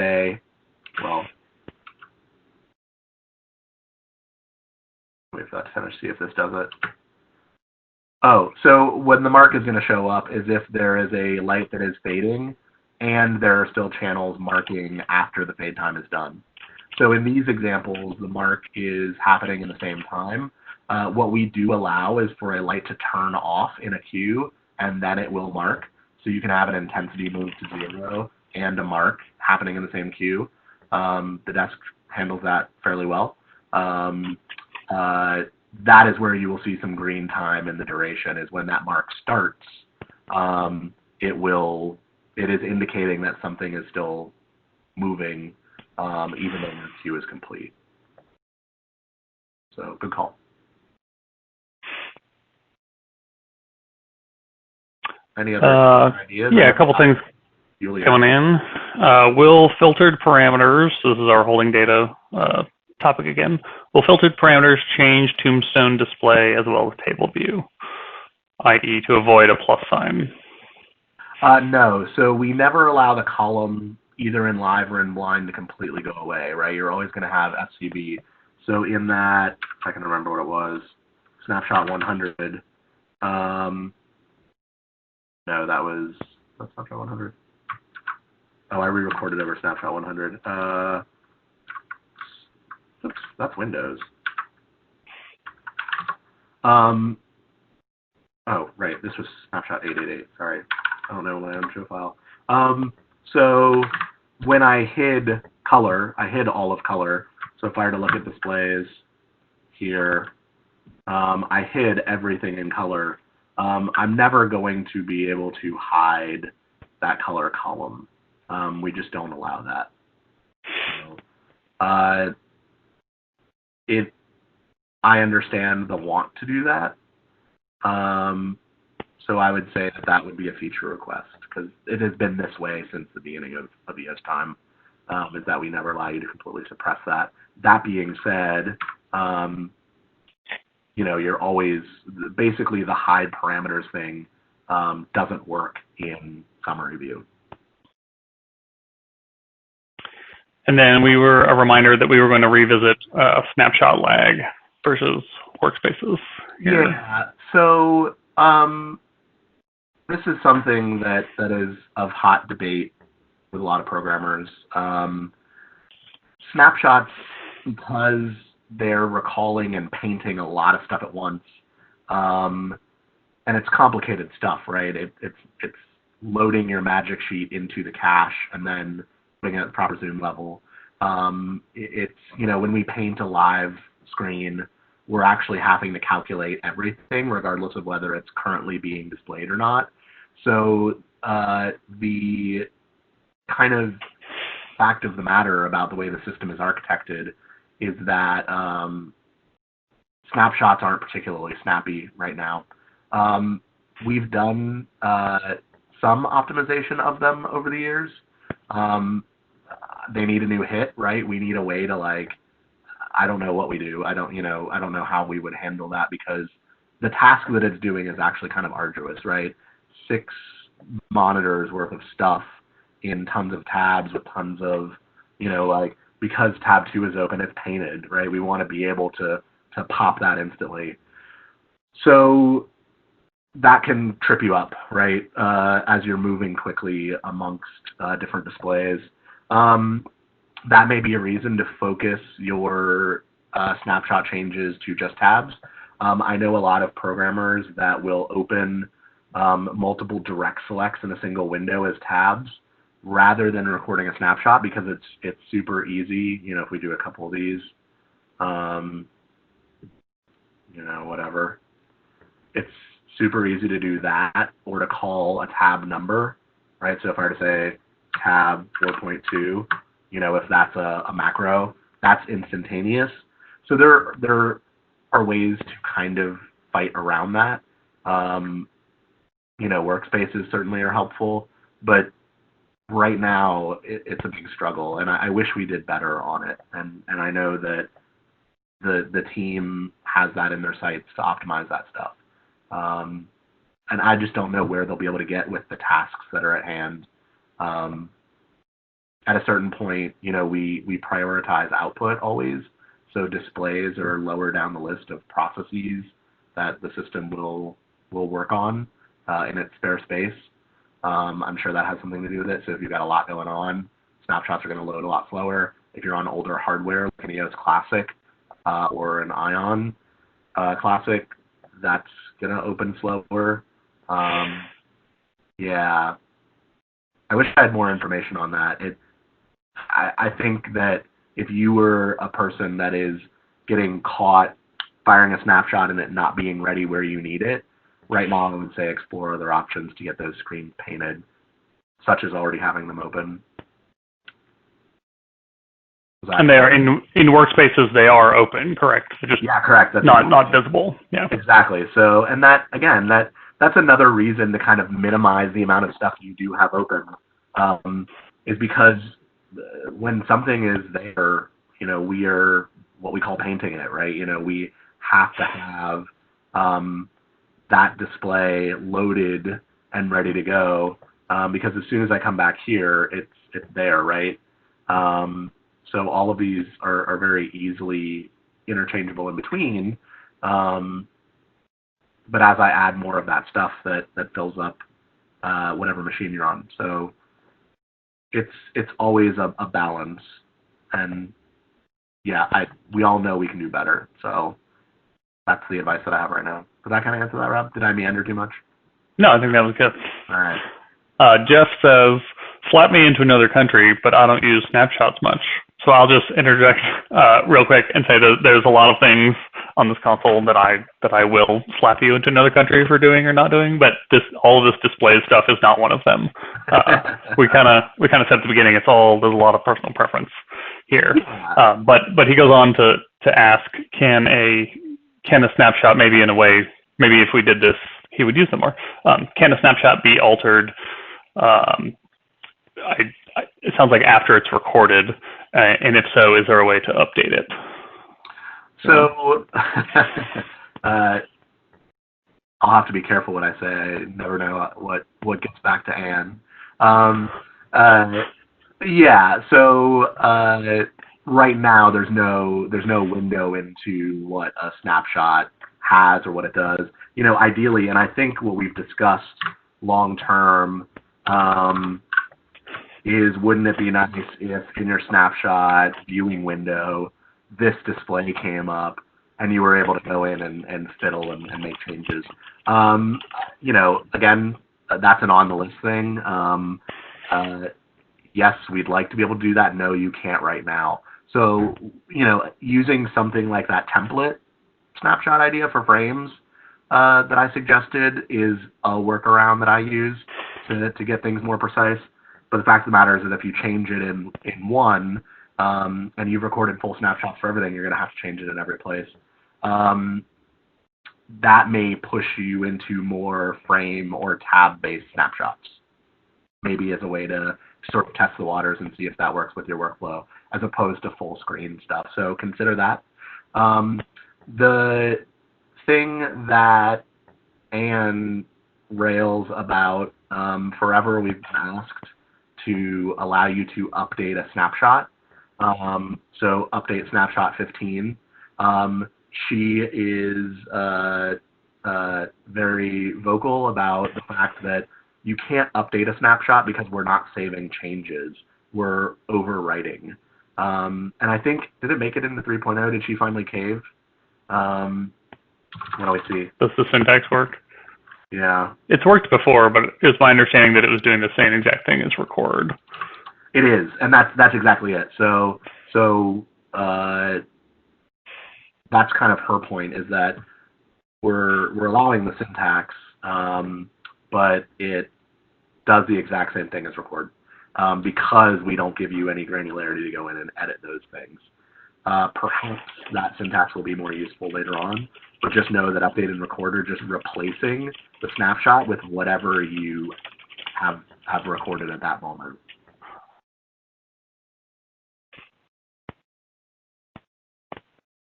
What else we got? Lee has a feature request. So in custom direct selects, the ability to move targets. Yes. I would say I think that might be already captured in the forums, but it never hurts to do a search. And again, feel free to email me if you prefer. Yeah, custom direct selects were put in as a first pass when they were put in, and I think the idea of managing them as targets is something that's been discussed. Giving you the ability to set that sort of stuff up, and some more tools to make them easier to modify. Absolutely.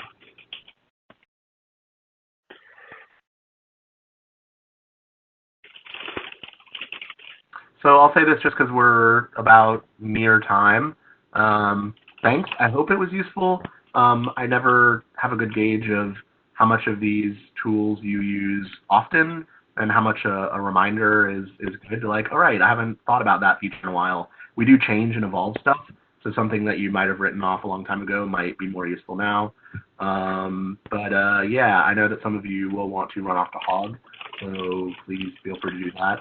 Rob and I are happy to stick around and continue to answer questions as they come in. Again, displays related, other related.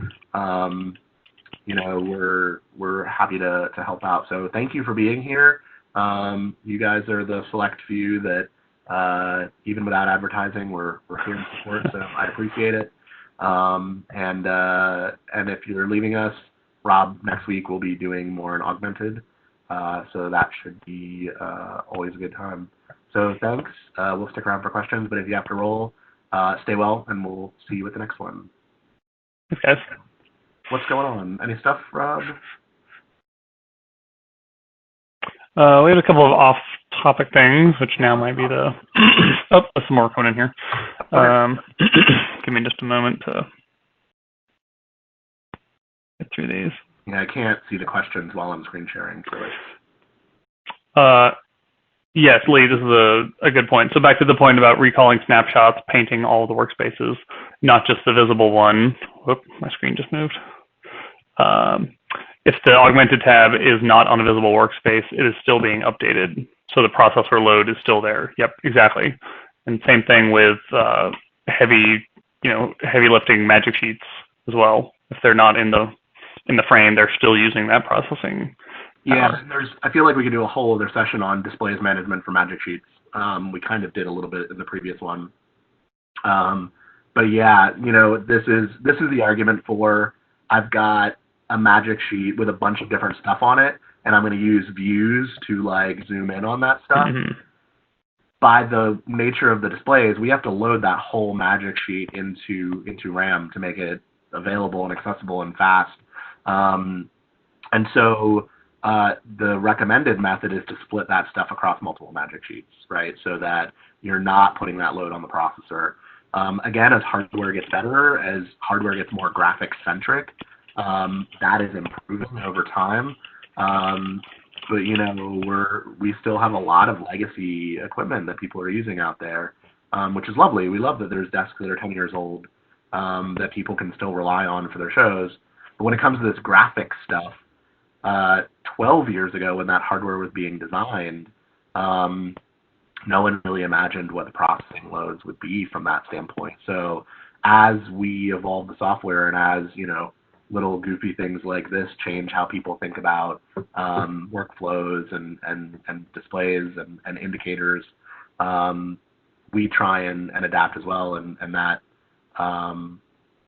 sometimes leaves older pieces of hardware struggling a bit. So it's a balance, and frankly that's another reason why every so often I hop behind an EOS Classic, which is a weird experience at this point. But I just don't use magic sheets, and I try and keep any sort of displays stuff to a minimum. Direct selects are my friend there, live channel and queue list, and call it a day. So,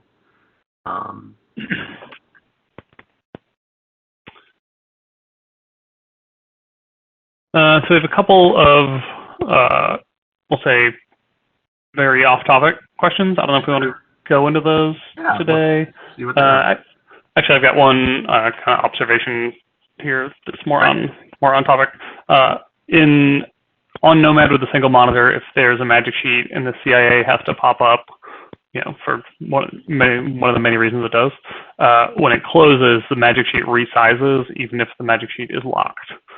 So that's certainly a feature request, but then my workaround is to flip to a view to get it back.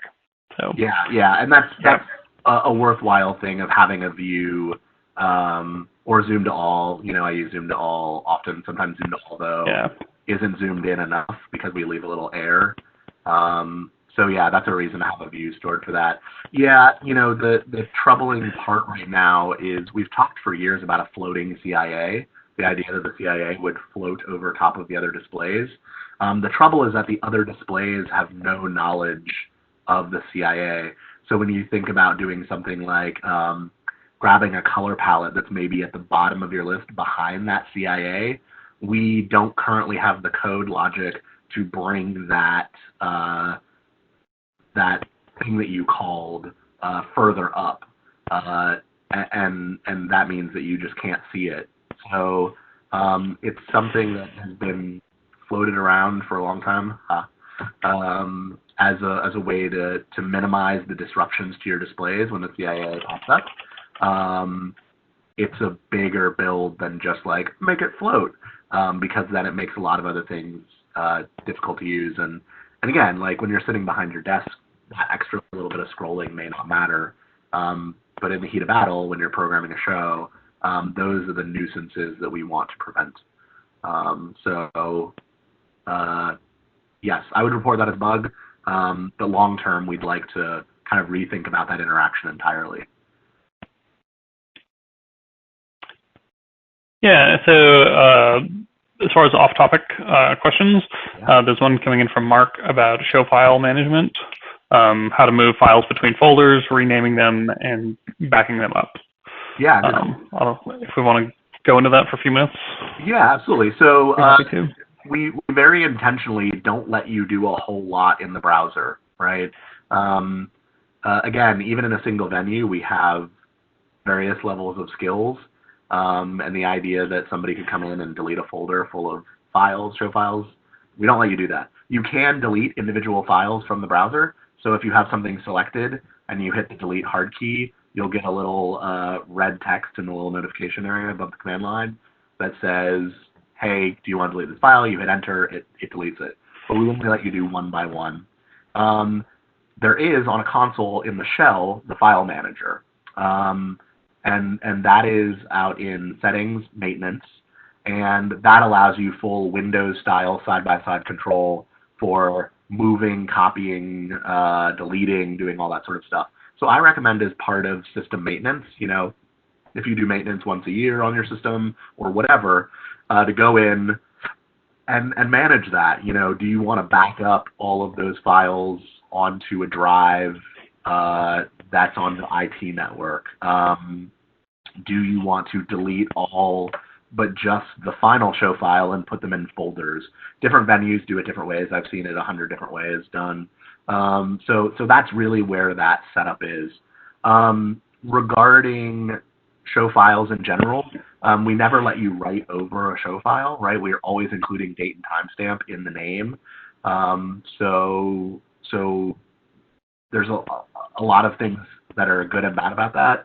The good part is, you're never writing over something. You can always go back. I call that my macro undo, whereas my undo in my desk is my micro undo. But also, and especially as we're introducing augmented, we started to see this with Magic Sheets, but every time you save a show file now, you're saving a whole copy of that thing.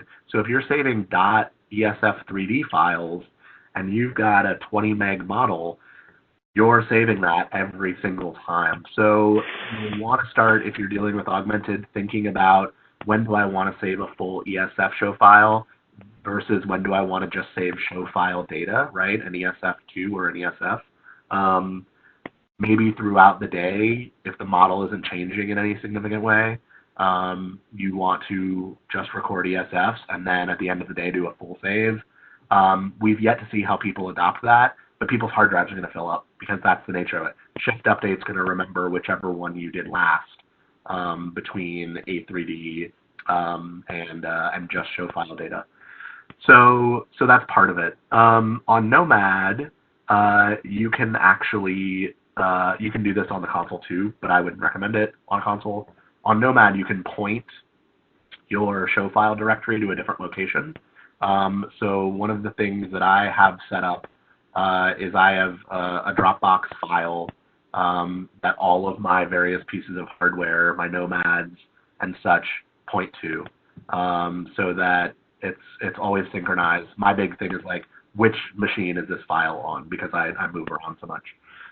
So that's a clever, level up tool to get you to get everything, and you can organize that really easily through your Finder or through Windows Explorer. Manage that show file archive a bit easier. So Rob, did you have anything to add to kind of management? No, sorry, I'm trying to find, I thought we had a video on show file management that I was going to post, but all I'm finding is a shell one. Do you remember? We did a new one in the EOS 3.0 videos. So when okay, that's what I'm thinking of.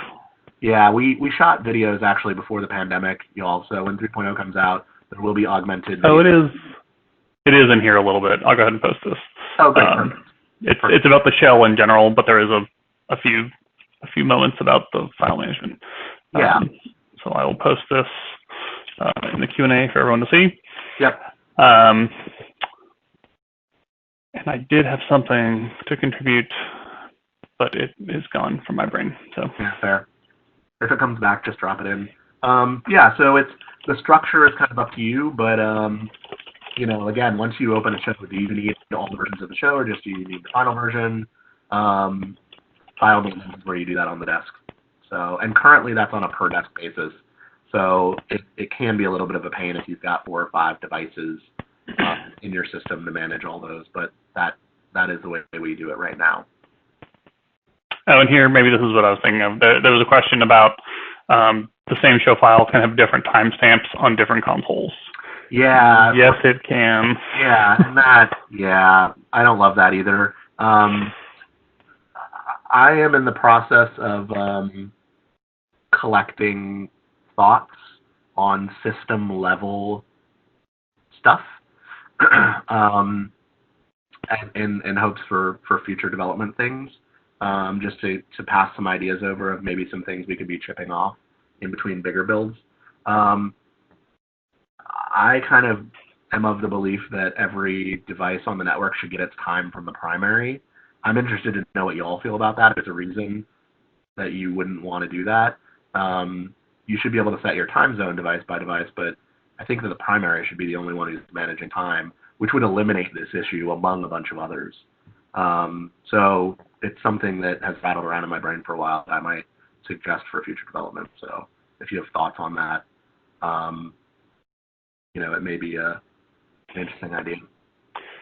And just related to this, and I'm sure other people have too, I've run into where I built the show file on my computer, which is typically has the correct date and time on it, on my Nomad, and then I'll go into the venue, load it up, start working, realize the venue clock is way off, maybe the date's way off too, so I can actually end up with my most recently created show file looking in a list like it's older than some of the ones I made on my laptop. So that's bitten me a couple times as far as finding the correct show file. So just be cognizant of that when you're going between actual machines. Yeah, and this is a good reason to rename stuff at logical stops, right? This is something that most programmers do, is at breaks, at different days, at different logical build points or moving machines, you know, relabeling stuff will help you, you know, break out of that. So so use that as a tool as well, because the system compartmentalizes files that have the exact same name but just a different timestamp. So so use that to your advantage as well.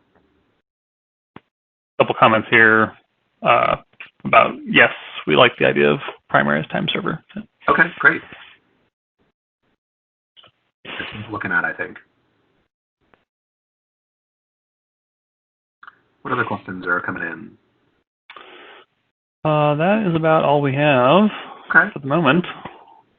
Well, if anything else pops up in the next few minutes, we'll answer it, but, you know, we also are always available, so feel free to email or message or carrier pigeon, and we will do our best to get back to you. And forums are great for new feature requests, but we're always happy to talk stuff through and help explain stuff if we can, so don't hesitate to reach out. Comment here has being able to save to multiple locations at once been discussed. Yeah, this is one of those places where we allow Windows to manage our USB stuff. So certainly for USB drives, every time a flash drive is inserted, it's a brave new day for that flash drive on that Windows system. So the predictability of that for us to map it is not where we want it to be. And so if we were to look at tackling that, we'd have to look at how we would solve that first. So far as network attached storage, again, we're relying on sort of the Windows world to deal with file sharing, so it isn't really up to where we want it. So right now, all of those are save as functions.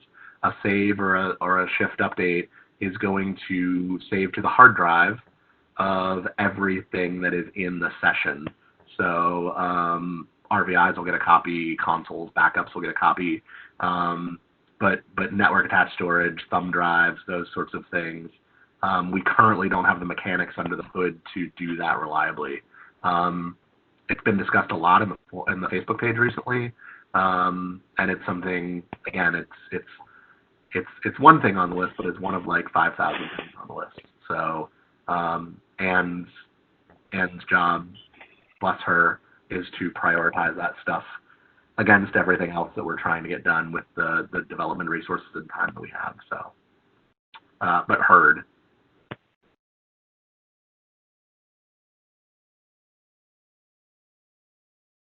And a request for a reverse merge function so we can push updated palettes into my base show file. Yeah. That we talked about before. Kind of, like the copy to instead of recall from equivalent of merge. Yeah.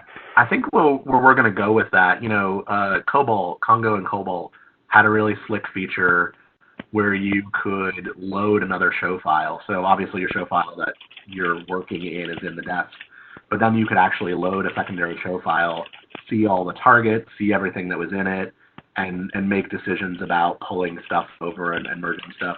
I think when we're ready to do that work, that's kind of the path that we'll take, is allowing you just full read access to that other show file to be able to go through and see what's in there.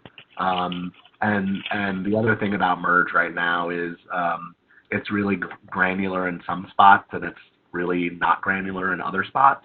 I'm assuming that whenever we tackle that work, that's all one big package, right? Of making sure you have the ability to go in and really refine what stuff you're bringing in. So I think that's what we've discussed about the tack that we would take, because Cobalt and Sarah and her team did it so well that it was good. It was really, really a well thought out feature. Thoughts on master network clock for consoles, or for example, if you had different primaries online? So far as running like a time server? Yeah.